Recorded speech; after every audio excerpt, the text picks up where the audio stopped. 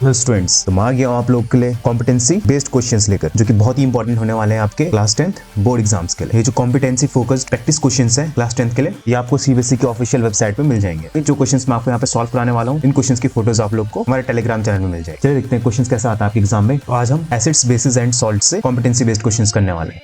Acid, base and salt से पहला question है, हाइड्रेंजिया प्लांट है, ये डेवलप करता है ब्लू और पिंक फ्लावर्स, जो कि डिपेंड करता है अवेलेबिलिटी ऑफ एल्यूमिनियम जो भी हमारे सॉइल में प्रेजेंट हो। अगर सॉइल एसिडिक है, एल्यूमिनियम इसका मतलब मोर अवेलेबल होगा रूट के लिए, और इस कारण ब्लू कलर आ जाएगा। इस तरह क्वेश्चन जब भी आप लोग सॉल्व करें तो अपनी राइट साइड आप लोग लाइन खींच के रेफर कर सकते हैं। लाइक हमारे फ्लावर कैसे होने वाले हैं, ब्लू कलर के होने वाले हैं। Keep it in mind. Okay, if soil is alkaline, when the soil is alkaline, जो अवेलेबिलिटी होगी एल्यूमिनियम की वो डिक्रीज कर जाएगी, और इसके कारण हमारे जो फ्लावर्स है वो पिंक कलर के होंगे। यहाँ पे हमको ग्राफ प्रोवाइड कराया गया है, जिसमें एक्स एक्सिस पर हम लोगों को फील्ड्स दे रखे हैं कि कौन कौन से फील्ड है, like P field, Q field, R field और एस फील्ड, और वाई एक्सिस पर आप लोग को पीएच दे रखा है सॉइल का। तो जो फील्ड पी है उसका पीएच अराउंड 3 है, क्यू फील्ड का पीएच अराउंड 7 है, आर जो फील्ड है उसका पीएच अराउंड 12 है, एंड एस जो है उसका अराउंड जो उसका पीएच है वो 8 होगा। इस पे बेस्ड क्वेश्चन देखते हैं कि क्वेश्चन क्या पूछा गया है। फील्ड के किस सेक्शन में जो फ्लावर्स होने वाले हैं हाइड्रेंजिया प्लांट के वो डेफिनेटली ब्लू होंगे कलर में, और किस सेक्शन में जो फ्लावर्स होंगे ऑल हाइड्रेंजिया प्लांट के वो डेफिनेटली पिंक होंगे। बहुत बच्चे यहाँ पर टेबल को समझने में भी गलती कर जाते हैं। आपको टेबल रीड करनी भी प्रॉपर्ली आनी चाहिए। लाइक यहाँ पे ऑप्शंस दे रखे हैं, ऑप्शन हमारे W, X, Y, Z। Blue flowers in section में या फिर इन फील्ड्स में हो सकते हैं, वहीं इसकी कॉरेस्पॉन्डिंग पिंक फ्लावर हमारे इन फील्ड्स में हो सकते हैं। क्वेश्चंस पहले हमेशा प्रॉपर्ली पढ़ना चाहिए, उसके बाद ही आंसर करना चाहिए। ओके,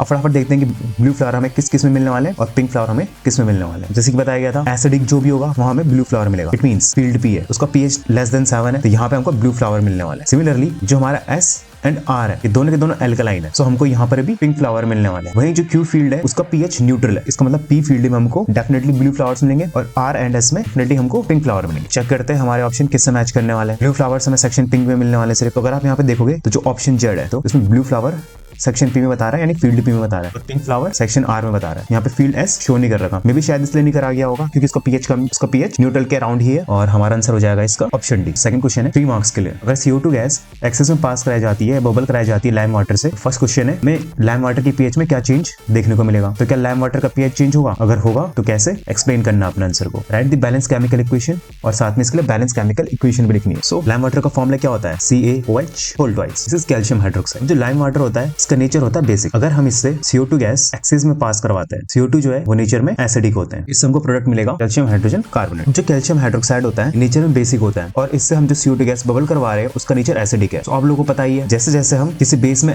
एसिड को ऐड करते जाएंगे तो जो हमारा pH है वो टुवर्ड्स न्यूट्रल की तरफ मूव करेगा, बिकॉज एक न्यूट्रलाइजेशन रिएक्शन है। सो हम इसका आंसर क्या देंगे, yes the pH of lime water will change. Reason क्या दोगे आप लोग, because CO2 that is non-metallic oxide is acidic in nature, which will reduce the pH of lime water। वहीं सेकंड आंसर के लिए आप लोग ये रिएक्शन लिख दोगे, एंड रिएक्शंस को बैलेंस जरूर करें। यहाँ पे हमारी बैलेंस रिएक्शन होने वाली है, CH का whole twice 2 CO2 not is completely balanced. Third question solve करते हैं। थर्ड क्वेश्चन बोला गया है, दोनों 2 बॉल्स ले रही है P and Q, दोनों में 500 ml मिल्क है, दोनों ही बॉल में वो कर्ड ऐड कर रही है, और बेकिंग सोडा वो सिर्फ Q बॉल में ऐड कर रही है। बॉल P में 500 ml मिल्क है, और इसमें 1 टीस्पून डाला गया है कर्ड का। जो बॉल Q है उसमें 500 ml मिल्क है, 1 टीस्पून है कर्ड की, और 1 टीस्पून और डाले जा रहे हैं बेकिंग सोडा की। तो यहाँ पे हम लोग को ये बताना है कि किस बॉल में जो मिल्क है कर्ड फास्टर फॉर्म करेगा, और आप लोगों को आंसर भी एक्सप्लेन करना है। इसका आंसर होगा बाउल P। जो बाउल P है उसमें जो मिल्क होगा वो फास्टर कर्ड में चेंज हो जाएगा, बिकॉज आप लोगों को पता होगा मिल्क को कर्ड में चेंज होने के लिए लैक्टिक एसिड की रिक्वायरमेंट होती है, एंड मिल्क में जो लैक्टिक एसिड प्रोड्यूस होगा बेकिंग सोडा को न्यूट्रलाइज करने में ही वेस्ट हो जाएगा। जो बेकिंग सोडा होगा वो हमारे कर्ड बनने की प्रोसेस को बहुत स्लो कर देगा, जिस कारण बाउल Q में जो मिल्क है वो नॉर्मल से भी ज्यादा देर में कर्ड फॉर्म होगा उसमें। इस तरीके से आप लोग इस आंसर को एक्सप्लेन कर सकते हैं। फोर्थ क्वेश्चन में चलते हैं। एक सॉल्यूशन P है फ्लास्क में, उसमें 2 ड्रॉप्स डाले गए फिनोप्थेन इंडिकेटर के। नीचे ग्राफ दिया गया है जो pH शो कर रहा है मिक्सचर का, जब सॉल्यूशन P में सॉल्यूशन Q को ऐड करा जा रहा है ड्रॉप वाइज विद कंटिन्यूअसली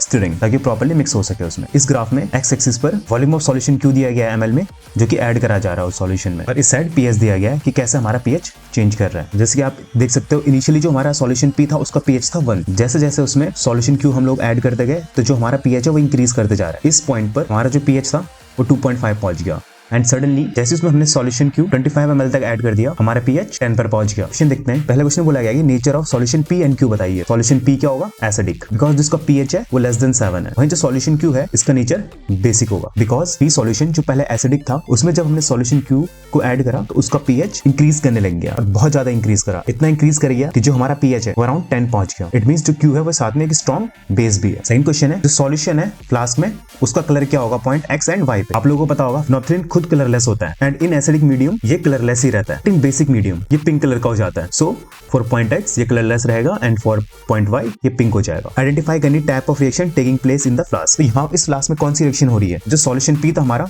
वो एसिडिक था, एंड सॉल्यूशन क्यू जो हमारा वो बेसिक था। तो जहां पर एसिड और बेस को ऐड करा जाता है वो रिएक्शन हमारी न्यूट्रलाइजेशन रिएक्शन होती है। So answer third is neutralisation reaction. Aditi ने 1 mole dilute HCl 1 mole sodium carbonate के एक्वा सॉल्यूशन में मिक्स किया। तो फर्स्ट क्वेश्चन है, हम लोग को यहाँ पर इसकी एक बैलेंस केमिकल इक्वेशन लिखनी है। सो बैलेंस केमिकल इक्वेशन हो जाएगी। आप लोग को एक बात हमेशा ध्यान रखनी है, चाहे ये रिएक्शन है चाहे कोई भी रिएक्शन है, जब भी कोई एसिड किसी मेटल कार्बोनेट के सॉल्यूशन में डाला जाता है हमको product side CO2 and H2O always produce होगी, साथ में हमको मिलेगा salt. So reaction of acid and metal carbonate always gives a salt along with CO2 and H2O. then इस रिएक्शन को बैलेंस करना पड़ेगा। इन एग्जाम जितनी भी आप रिएक्शंस देखो उनको बैलेंस जरूर करें, चाहे इस क्वेश्चन में बोला गया हो या ना बोला गया हो। Now everything is balanced. इसमें सेकंड क्वेश्चन में बोला गया है 1 mole of NaCl and 1 mole of sodium carbonate mix किया गया है। वहीं अगर आप यहाँ पे देखोगे 2 मोल ऑफ HCl को रिक्वायर्ड होता है 1 मोल सोडियम कार्बोनेट रिएक्शन के लिए, बट हमारे पास यहाँ पे क्योंकि 1 मोल ऑफ HCl ही है इसलिए इसके साथ सिर्फ 0.5 mole of Na2CO3 he react करेगा, जिस कारण बाकी जो 0.5 मोल ऑफ Na2CO3 है वो सॉल्यूशन में हमें वैसा ही मिल जाएगा। इस कारण जब हम इसमें रेड लिटमस पेपर डालेंगे तो ये उसका कलर ब्लू में चेंज कर देगा, because metal carbonates are basic in nature. अगर हम इसमें वही ब्लू लिटमस डालते हैं तो उसका कलर चेंज